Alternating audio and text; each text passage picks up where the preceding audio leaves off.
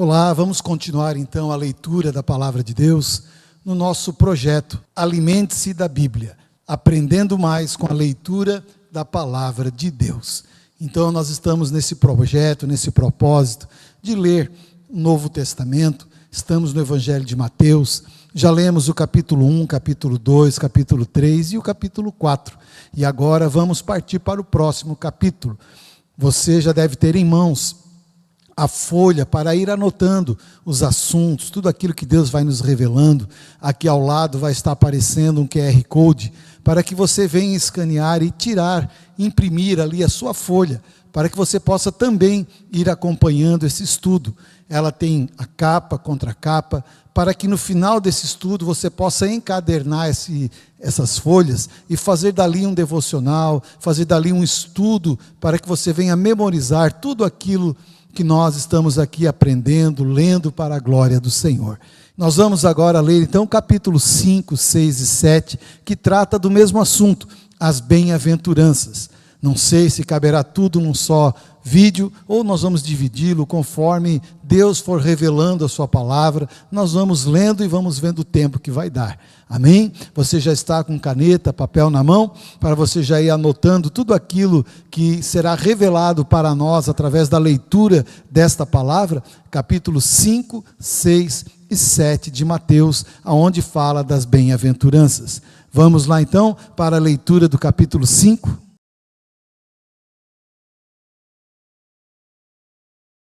Vamos lá então ao capítulo 5 do Evangelho de Mateus, onde fala do Sermão do Monte ou Sermão da Montanha.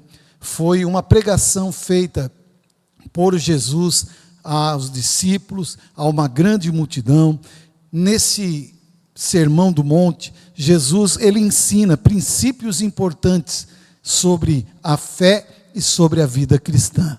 Nós vamos ler o capítulo 5, e eu quero que você já anote os assuntos desse capítulo. São 9 assuntos. Se você quiser ir anotando, primeiro assunto, as bem-aventuranças.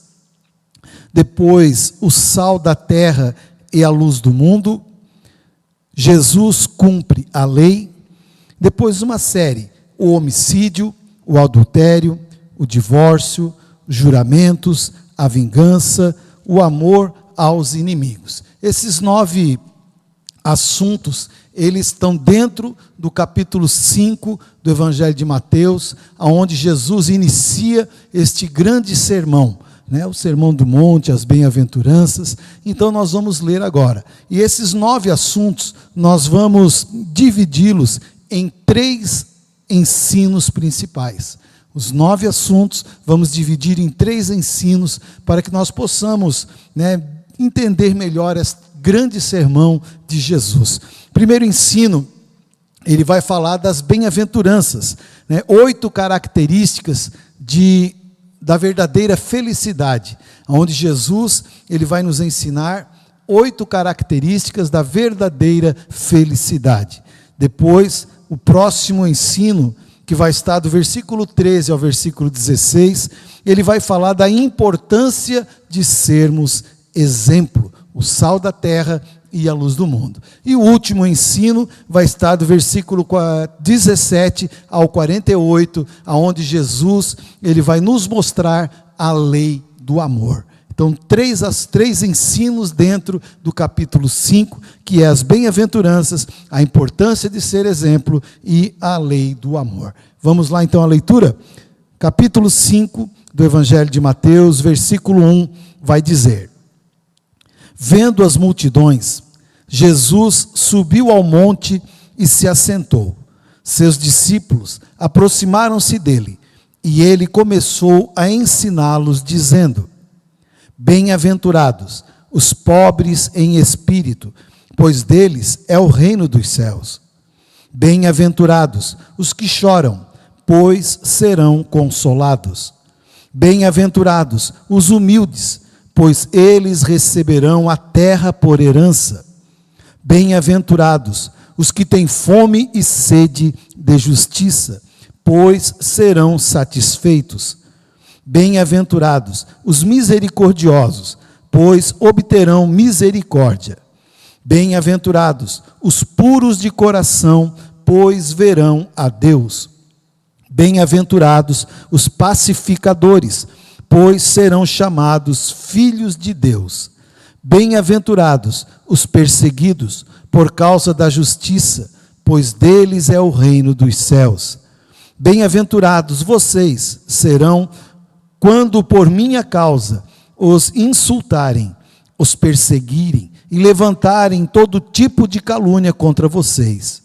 Alegrem-se e regozijem-se, porque grande é a sua recompensa nos céus. Pois, da mesma forma, perseguiram os profetas que vieram antes de vocês. Então, o primeiro ensino que nós queremos passar, que está aqui do versículo 1 até o versículo de número 12, Jesus, ele fala das bem-aventuranças. E o que é bem-aventurança? O que significa ser bem-aventurado? Significa mais que feliz, ou felicidade verdadeira. Este é o significado de bem-aventurado. Aquele que é feliz, aquele que tem uma felicidade verdadeira. Jesus ensina quem são os verdadeiramente felizes aos olhos de Deus. Então, nesse primeiro ensino, onde nós lemos aqui as bem-aventuranças, nós vamos ver aqui 8 características da verdadeira felicidade. O texto nos mostra um grande contraste. A felicidade segundo Deus e a felicidade segundo o mundo. Sabemos que o reino de Deus, quase sempre, ele é o oposto ao reino do homem. Por isso, nós vamos ver agora aqui, que a felicidade segundo Deus, ela é diferente da felicidade segundo os homens. Vamos lá então ver as 8 características da verdadeira felicidade. Vamos lá então, a primeira característica, versículo 3. Bem-aventurados os pobres de espírito, pois deles é o reino dos céus. Quem são esses pobres? Que pobreza é essa que Jesus está falando? A Bíblia está falando, ou Jesus está falando, daqueles que realmente reconhecem a sua total, absoluta falência, pobreza espiritual de si mesmo, quando estão longe ou distantes de Deus. Então, aqueles que reconhecem que longe de Deus, eles são pobres, miseráveis, espiritualmente, eles reconhecem que precisam estar próximos de Deus, que eles precisam estar em comunhão com Deus para serem alguém melhor. Esses são verdadeiramente os pobres de espírito. Eles entendem então que quando estão separados de Deus, eles não são ricos. Ao contrário, separados de Deus, eles se acham pobres em espírito. Então diz aqui o texto que esses, deles é o reino dos céus. Daqueles que reconhecem que precisam, sim, sempre estar junto ao lado desse Deus maravilhoso. Segunda característica, versículo 4. Bem-aventurado os que choram, pois serão consolados. Esse choro é aqueles que choram devido à tristeza causada pelo pecado em suas vidas. Então, este choro é um choro específico, é um choro porque a pessoa reconhece os seus pecados, ela reconhece o efeito destruidor que o pecado causa em sua vida. Então, ela chora porque ela sabe que é um pecador, ela chora quando tropeça, ela chora quando lembra do seu estado pecaminoso. Então, vai dizer que esses que choram por causa do pecado, eles serão consolados. É o choro daquele que tem o coração contrito, um coração quebrantado, um coração reconhecedor dos seus pecados, das suas falhas. Estes que choram são realmente felizes, porque serão consolados pelo nosso Deus. Provérbios 28, 13, ele vai nos dizer: o que esconde seus pecados não prospera, mas quem os confessa e os abandona, encontra misericórdia. Salmos 32, 3 também vai dizer: Davi disse: enquanto escondia os meus pecados, o meu corpo definhava de tanto gemer.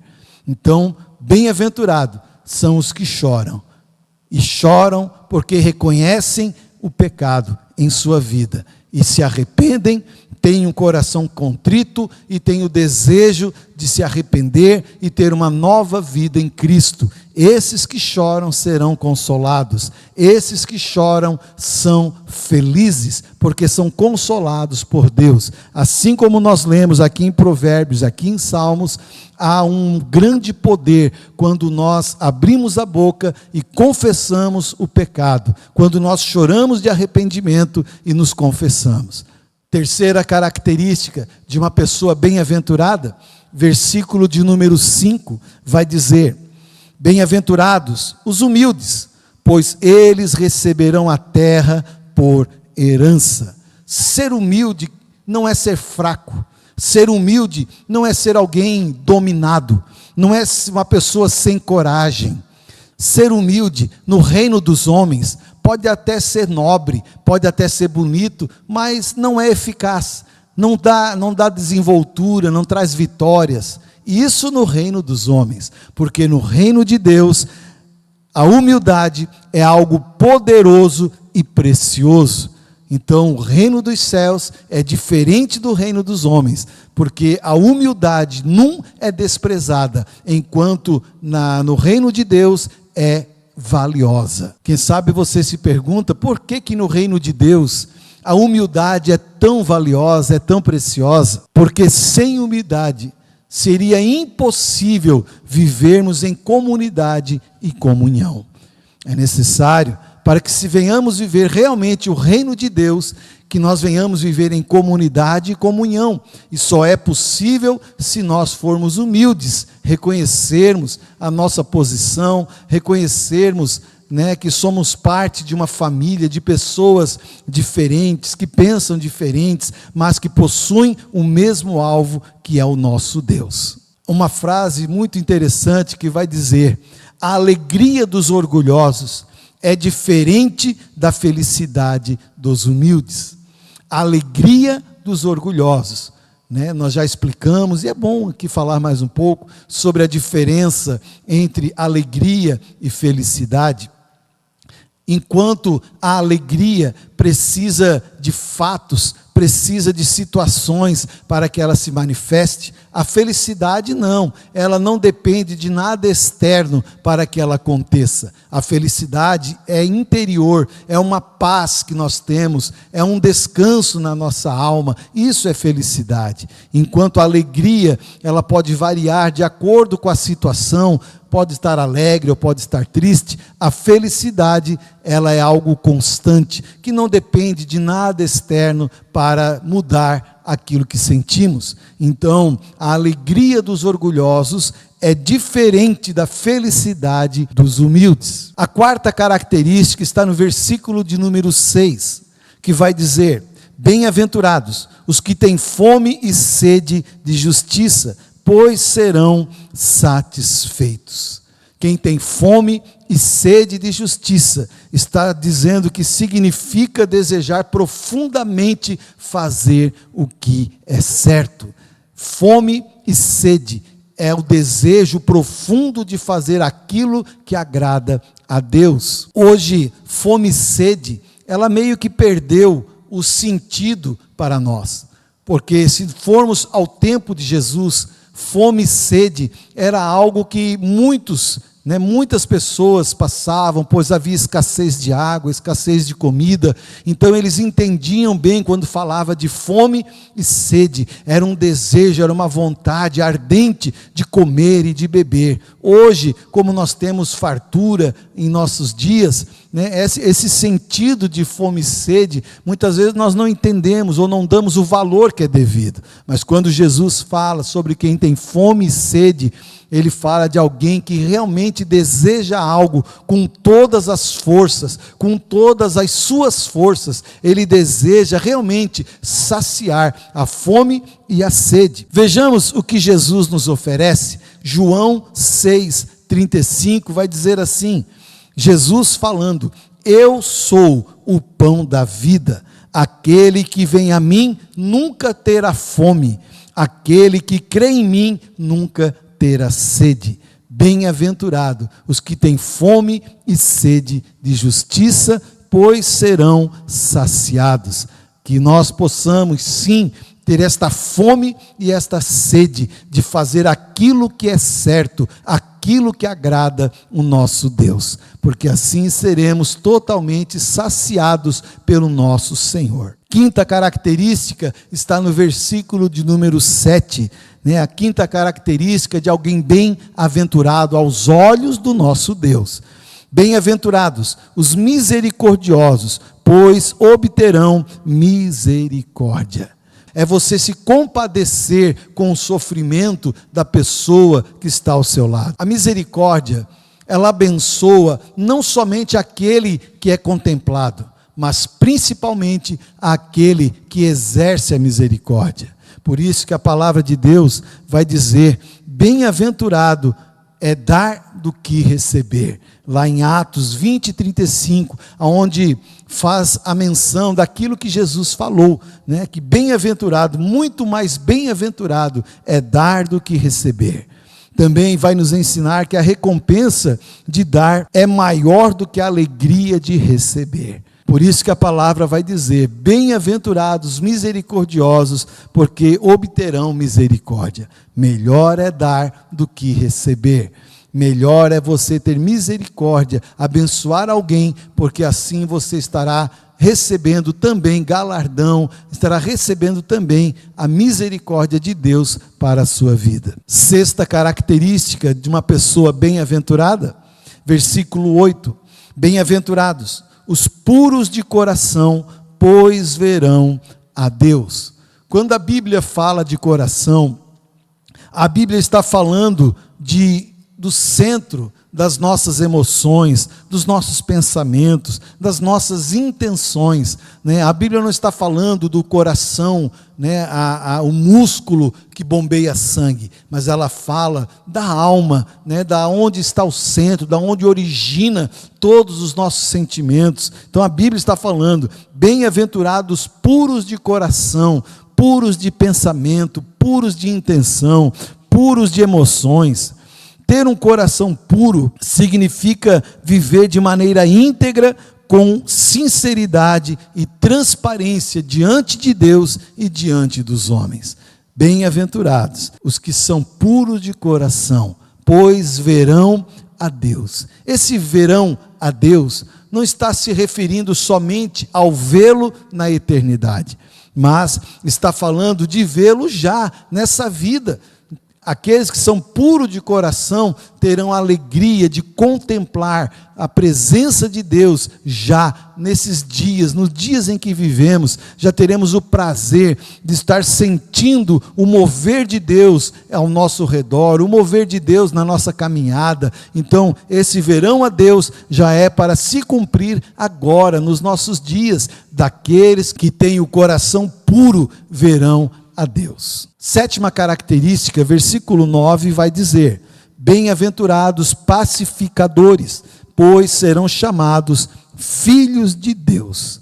Amados, Jesus, ele foi um pacificador, pois ele trouxe paz entre Deus Pai e nós que somos suas criaturas. Jesus é o maior exemplo de ser um pacificador. Assim como ele, nós devemos ser também pacificadores nos nossos dias, pacificadores ao redor daqueles que estão conosco. Devemos sim levar pacificação. Mas como levar pacificação? Primeiro, pregando o Evangelho, pregando as boas novas, falando as verdades de Deus em amor, com carinho, as pessoas, levá-las ao conhecimento do amor de Deus, orando por aqueles que ainda não creem no Senhor Jesus.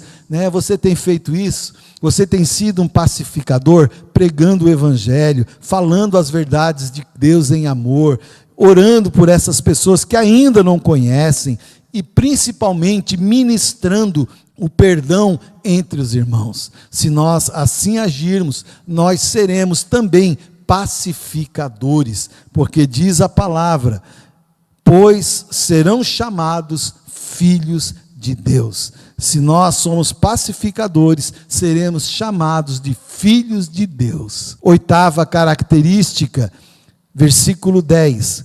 Bem-aventurados os perseguidos por causa da justiça, pois deles é o reino de Deus.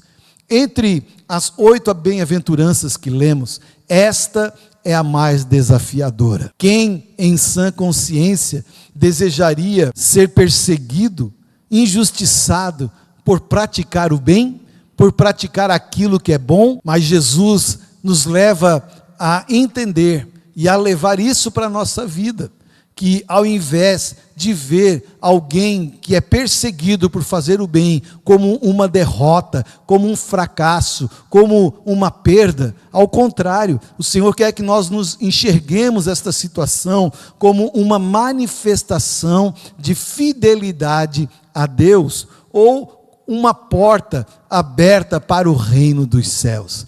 Então, bem-aventurado os perseguidos por causa da justiça, pois deles é o reino dos céus. Todas as vezes que por amor ao Evangelho, por amor a Jesus, você for perseguido, você for caluniado, não pense isso como derrota, não desanime, ao contrário, veja isso, queridos, como uma manifestação de fé, e isso gera galardão. Também veja isso como uma abertura para o reino dos céus na nossa vida. E assim nós lemos as 8 características de alguém que é bem-aventurado, aonde nós vimos o primeiro ensino do capítulo 5 do Evangelho de Mateus, as bem-aventuranças. Lembrando que as bem-aventuranças, elas são vistas ao ponto de vista de Deus, porque é diferente do ponto de vista da terra. Bem-aventurado, nós lemos agora e aprendemos em nome de Jesus. Então, nós terminamos aqui o primeiro ensino, a primeira parte do capítulo 5, onde falamos das 8 características de alguém que é bem-aventurado, segundo a perspectiva do reino de Deus. Vamos para o segundo ensino do capítulo 5, onde nós vamos ler aqui o sal da terra e a luz do mundo. Versículo 13 ao versículo de número 16, que vai dizer assim: vocês são o sal da terra, mas se o sal perder o seu sabor, como restaurá-lo? Não servirá para nada, exceto para ser jogado fora e pisado pelos homens. Vocês são a luz do mundo. Não se pode esconder uma cidade construída sobre o monte.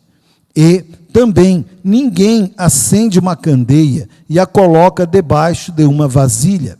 Ao contrário, coloca no lugar apropriado e assim ilumina a todos os que estão na casa. Assim brilhe a luz de vocês diante dos homens, para que vejam as suas boas obras e glorifiquem ao Pai de vocês que está nos céus. Então, neste segundo ensino, nós vamos ver a importância de sermos exemplos. Jesus nos chamou para sermos exemplos, e ele coloca 2 figuras, ele faz uma metáfora de 2 figuras, o sal e a luz. O sal, ele tem suas propriedades específicas, e ele tem sua utilização para algumas áreas. Primeiro, sal, ele era usado para conservação, para conservar algo para que não se estragasse. O sal também servia para dar sabor aos alimentos, sabor àquilo onde ele era colocado. E também o sal, ele serve para provocar a sede.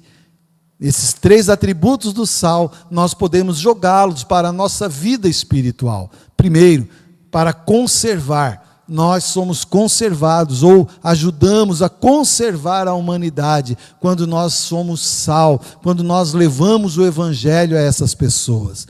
Nós também damos sabor à nossa vida, sabor à vida das pessoas, quando nós levamos o conhecimento da verdade para elas, elas são libertas, elas são salvas, e isso traz um novo sabor para as suas vidas.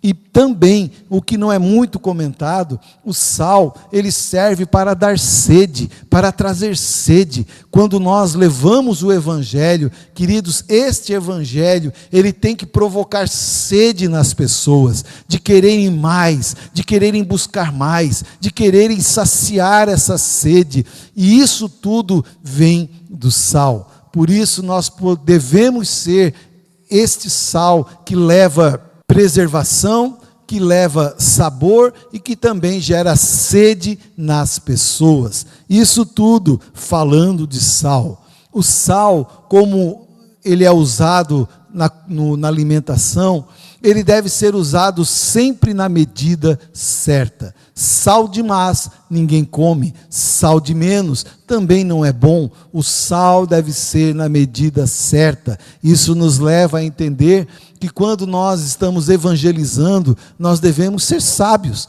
não devemos ser chatos, insistentes ao extremo, mas devemos sempre estar na medida certa, para que as pessoas, ao ouvirem o evangelho da nossa boca, elas possam ter sede e querer ouvir mais e buscar mais e conhecer esse Deus maravilhoso. Isso falando do sal. Mas Jesus falou também que devemos ser luz, a luz deste mundo, a luz que ilumina, a luz que traz a revelação, o que estava escondido nas trevas, traz a revelação, a sujeira, o pecado, a crendice, o desconhecimento, tudo isso traz à tona quando nós somos a luz. Jesus manda que eu e você sejamos sal e luz nessa terra. E ele ainda vai dizer: assim brilhe a luz de vocês diante dos homens, para que vejam as suas boas obras.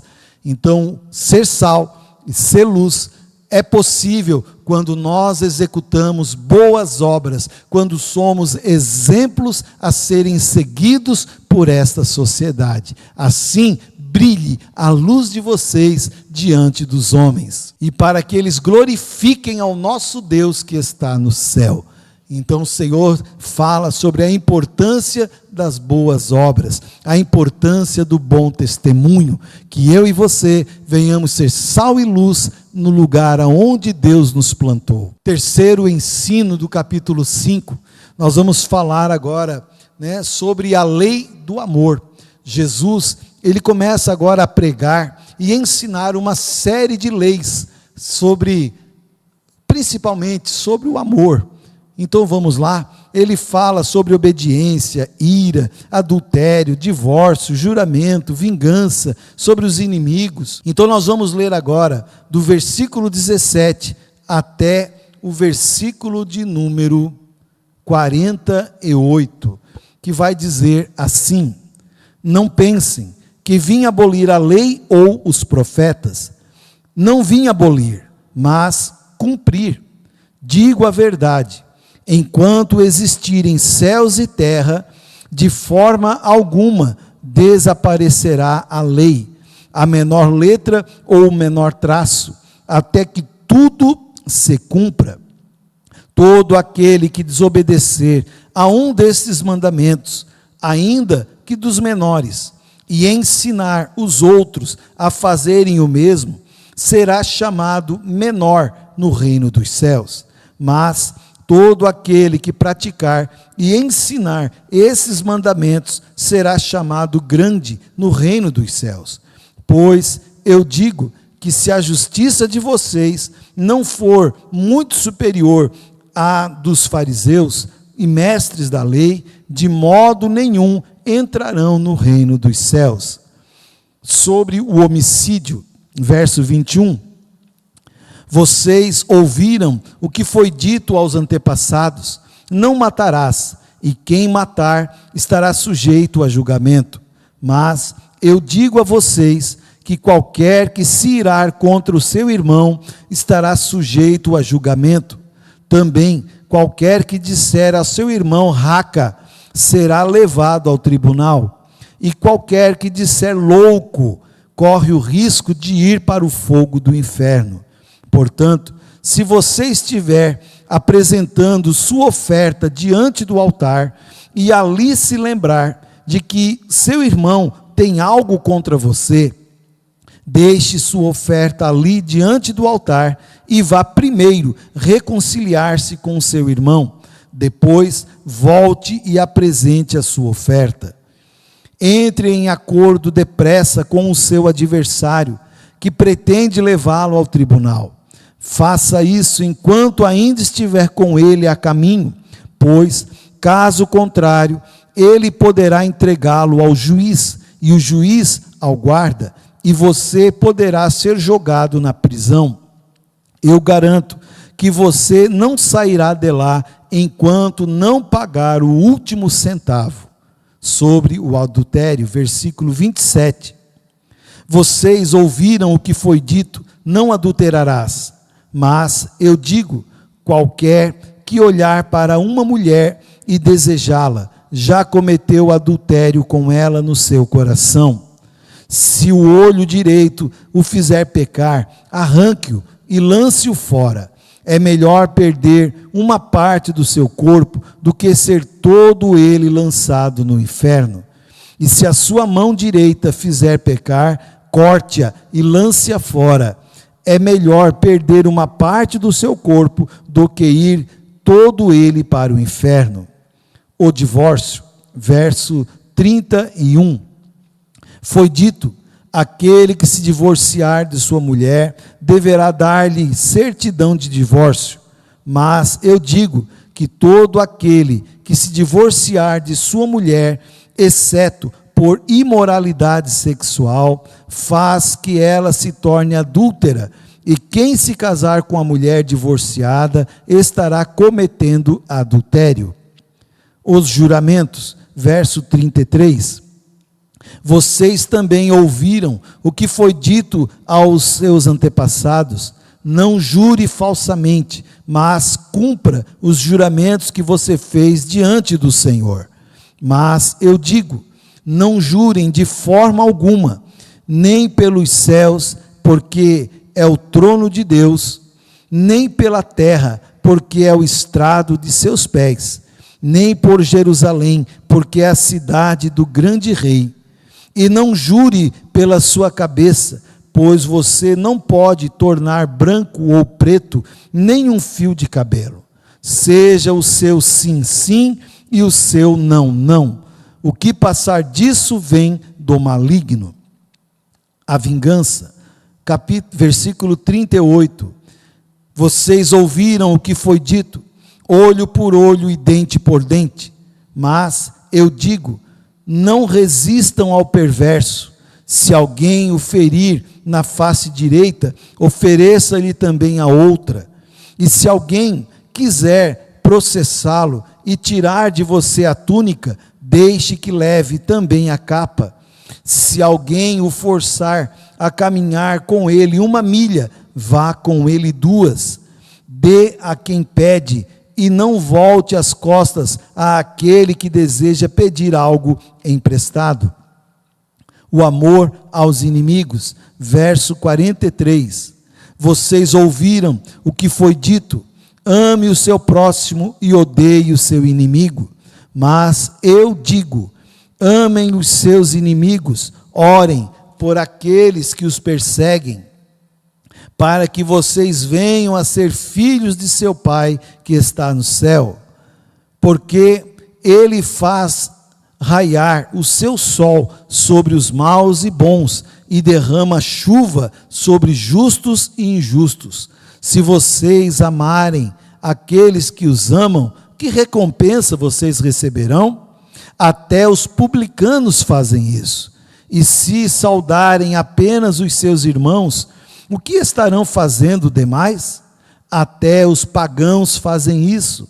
Portanto, sejam perfeitos como perfeito é o Pai celestial de vocês. No versículo 17, Jesus ele deixa bem claro: eu vim para obedecer e não para acabar com as leis e o profeta. Ele veio para obedecer. A lei de Moisés ainda é válida, mas para nós que entregamos a vida para Jesus, nós hoje estamos debaixo da lei da graça, a lei do Espírito, não mais a lei de Moisés. Ela é válida, mas nós que já entregamos a vida para Jesus, estamos agora debaixo da lei de Cristo. 2 Coríntios, capítulo 3, versículo 6, a parte B vai dizer: pois a letra mata, mas o Espírito vivifica. Esse texto não quer dizer que não devemos estudar porque mata, a letra mata, mas está se referindo à lei de Moisés, a lei das tábuas, os 10 mandamentos. Esta lei, queridos, é impossível o homem cumpri-la na integridade. Mas a lei do Espírito, ou seja, a graça, a lei que vem de Jesus Cristo, ele cumpriu a lei dos homens, ele cumpriu a lei de Moisés, e depois dele veio a lei da graça. Então, a lei do Espírito, essa vivifica. Nós hoje estamos debaixo da graça, debaixo da lei de Jesus Cristo, a lei que ele mesmo estipulou. No versículo 23 e 24, Jesus fala sobre ira e sobre perdão. E é interessante que ele fala no versículo 23, portanto, se você estiver apresentando sua oferta diante do altar, e ali se lembrar de que seu irmão tem algo contra você, olha só, não é eu que tenho algo contra o meu irmão, é o meu irmão que tem algo contra mim. Então, se eu lembrar que ele tem algo contra mim, eu tenho, antes que colocar a minha oferta no altar, eu tenho que ir lá e liberar o perdão. Mas, pastor, não fui eu que errei, foi ele que errou comigo, é ele que tem algo contra. Queridos, perdão é unilateral, perdão não tem lado, o perdão deve ser dado. Se eu sei que o meu irmão tem algo contra mim, eu tenho que ir lá e liberar o perdão. É o que o Senhor está dizendo. Jesus fala sobre a ira e sobre o perdão. Se eu souber que o meu irmão tem algo contra mim, mesmo que eu não fiz nada, mesmo que eu não tenha culpa, antes de ofertar, eu tenho que ir lá e pedir perdão, liberar esse perdão, resolver essa situação, para depois sim trazer uma oferta e Deus irá recebê-la em seu altar. Terceiro ensino está no versículo 27 ao 30, onde Jesus fala sobre adultério. Na lei antiga, o adultério era só após o ato cometido, mas Jesus, ele amplia mais essa questão, dizendo: se somente em pensar, adulterar com a pessoa, você já está adulterando. Veja que Jesus, ele aumenta o nível do adultério, não só no ato, mas agora só no pensar. E no versículo 29 e 30, Jesus fala sobre atitudes drásticas. Se o teu olho te leva a pecar, arranca-o. Se a tua mão direita o leva a pecar, arranca. É claro que Jesus não está falando aqui de você literalmente arrancar ou cortar, mas Jesus está falando da necessidade de nós tomarmos atitudes drásticas para evitarmos uma ida ao inferno, para nós evitarmos a perda da nossa salvação, porque ele diz: mais vale entrar no céu faltando algum membro do corpo do que ir com o corpo inteiro para o inferno. Mais vale você tomar uma atitude drástica, fugir do pecado, abandonar o pecado e ter a certeza da salvação, do que você continuar brincando com aquilo que não agrada a Deus e correr o risco de perder a sua salvação. No versículo 31 e 32, Jesus ele vai falar de um assunto que é polêmico, tanto naquela época, mas também nos nossos dias, que fala sobre o divórcio, algo que realmente é muito polêmico nos nossos dias. Seria aceita a certidão de divórcio somente mediante imoralidade sexual. Jesus, ele reafirma isso em Mateus 19, 8 ao 9, aonde Jesus diz assim: Moisés lhes permitiu divorciar-se de de suas mulheres por causa da dureza do vosso coração, ou por causa da dureza do coração de vocês. Mas não foi assim desde o princípio. Eu lhes digo que todo aquele que se divorciar da sua mulher, exceto por imoralidade sexual, e se casar com outra mulher, estará cometendo adultério. Então Jesus, ele está falando, olha, não foi sempre assim, nunca foi plano de Deus, vontade de Deus, que o homem e a mulher se divorciassem. Claro que por causa da dureza do vosso coração, Moisés assim permitiu a carta de divórcio somente em caso de adultério. Mas eu quero que você entenda que ainda em caso de adultério, caso haja vontade de liberar perdão, caso haja vontade de um recomeço, de tentar novamente, é válido. Deus quer que a gente perdoe, Deus quer que a gente volte a tentar de novo, que não haja divórcio. Mas caso não haja essas condições de querer recomeçar, de querer perdoar, em caso de adultério, sim, aí pode ter a carta de divórcio.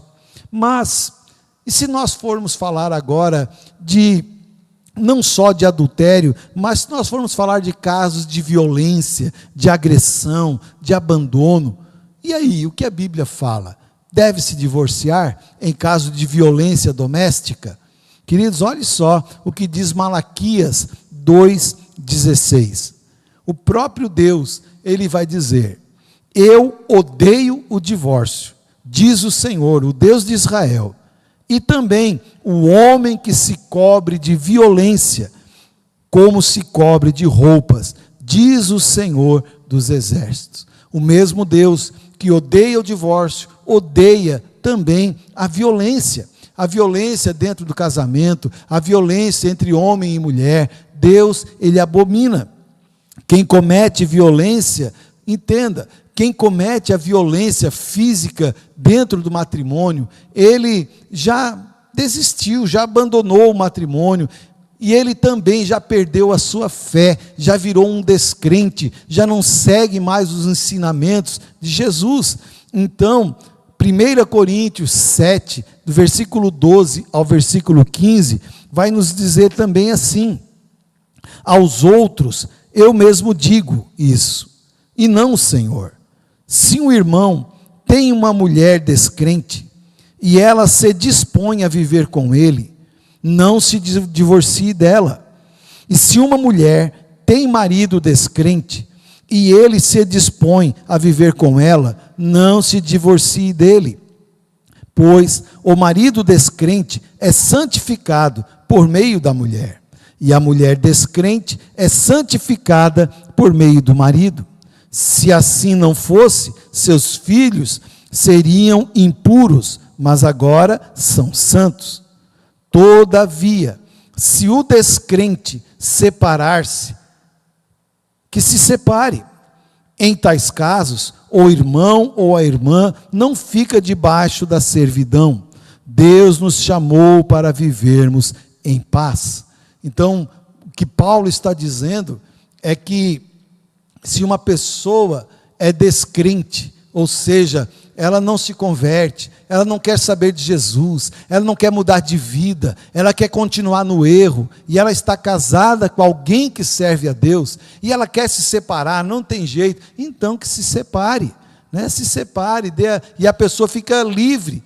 Agora, o que acontece é que muitas pessoas já estão descrentes, querem se separar, mas não saem de casa, querem se separar, não querem manter o relacionamento, não querem servir a Deus, e ainda por cima vivem agredindo o seu cônjuge, vivem em violência. Então esses, queridos, devem sim se divorciar, porque o próprio Deus diz, eu odeio o divórcio, mas também odeio a violência.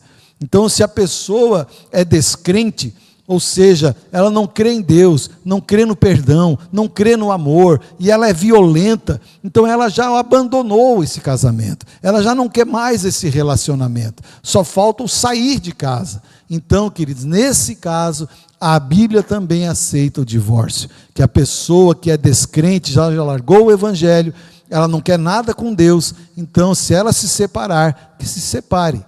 Mas também eu quero dizer para você que todo caso de violência também deve ser acionado a polícia. Você não pode viver debaixo de um jugo de violência. Você tem que denunciar o agressor, para que você não viva nessa situação. E à luz da Bíblia, você pode sim divorciar-se, porque a pessoa é descrente, a pessoa já houve o abandono dela em relação ao casamento, e você agora está livre para continuar a sua vida, porque diz a palavra, Deus nos chamou para vivermos em paz. Agora, nós vamos ver no versículo 37, que Jesus fala sobre como deve ser a nossa palavra. Ele fala sobre juramentos, e ele vai dizer ali no final, mas seja o seu sim, sim, e o seu não, não. O que passar disso vem do maligno. Jesus fala de pessoas com palavra, pessoas com caráter. Aquele que é cristão, aquele que quer ser bem-aventurado, ele deve ter palavra, deve ter caráter, sim, sim e não, não. Pessoas que honram compromissos assumidos, pessoas que pagam o que devem, comprou, ela paga, deu palavra, ela cumpre. Então Jesus, ele chama a atenção, sobre essa questão, que nós como cristãos, nós devemos ser pessoas de palavra, sim, sim e não é não.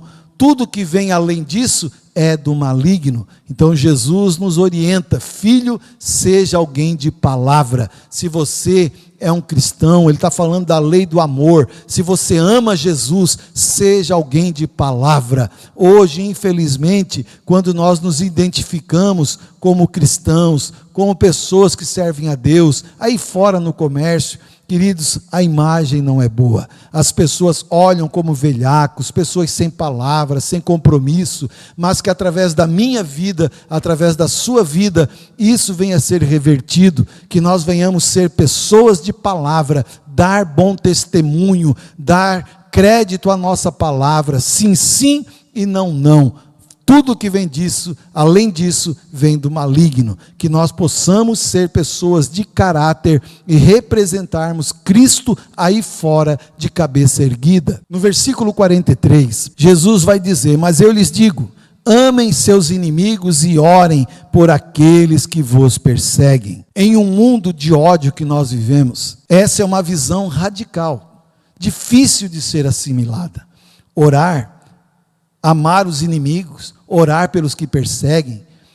Se nós vemos tantas coisas erradas hoje, tantas pessoas se levantando, mas se nós praticarmos isso, nós vamos viver uma grande transformação, nós vamos ter o prazer de ver uma grande transformação, não só na nossa vida, mas na vida daqueles a quem nós amamos e nós oramos. Entenda que amar os nossos inimigos não é algo que venha naturalmente de dentro de nós. Por isso, o primeiro passo para conseguirmos amar os nossos inimigos está em entregar a nossa vida nas mãos de Jesus e pedindo que Ele venha transformar o nosso coração. Somente desta maneira nós vamos conseguir cumprir essa lei do amor, que é difícil para o mundo, é difícil para o homem natural, para a pessoa carnal, amar o inimigo e orar por aqueles que perseguem. Somente quando nós entregamos a vida para Jesus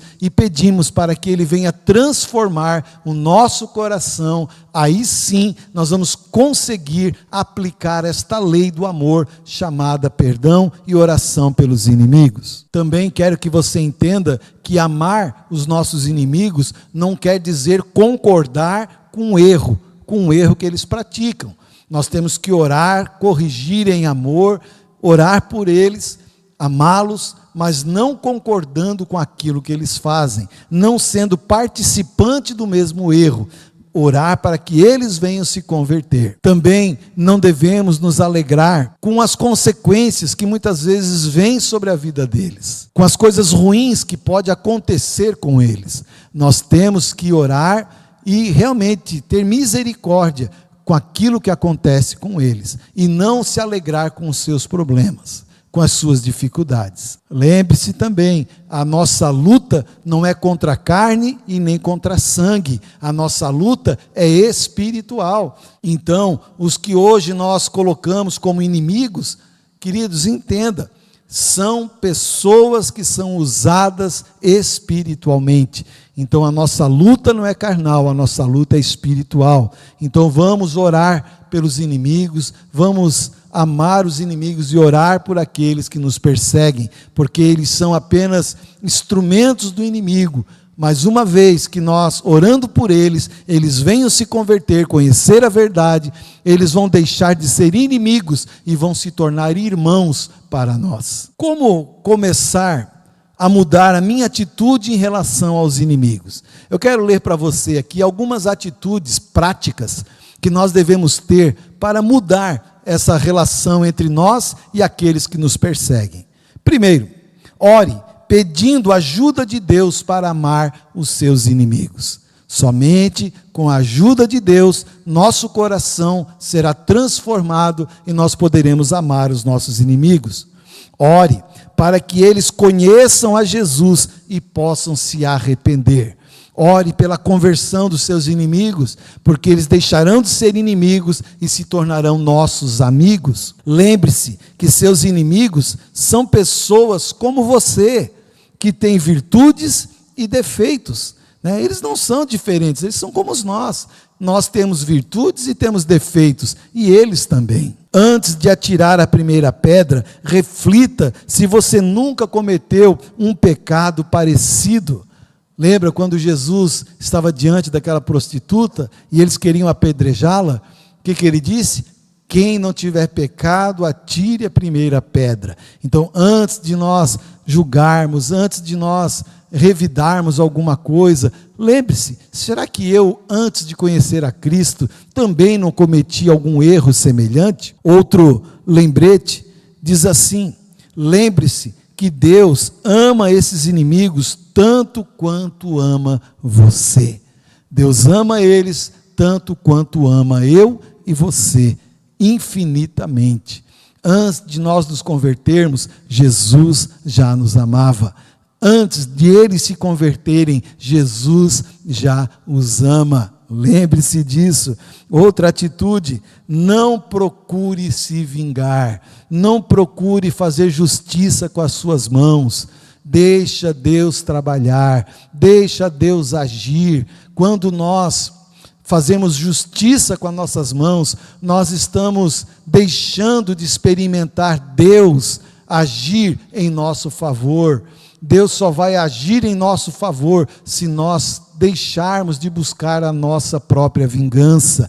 Então, se você quer experimentar um agir sobrenatural de Deus na sua vida, queridos, deixe Deus trabalhar.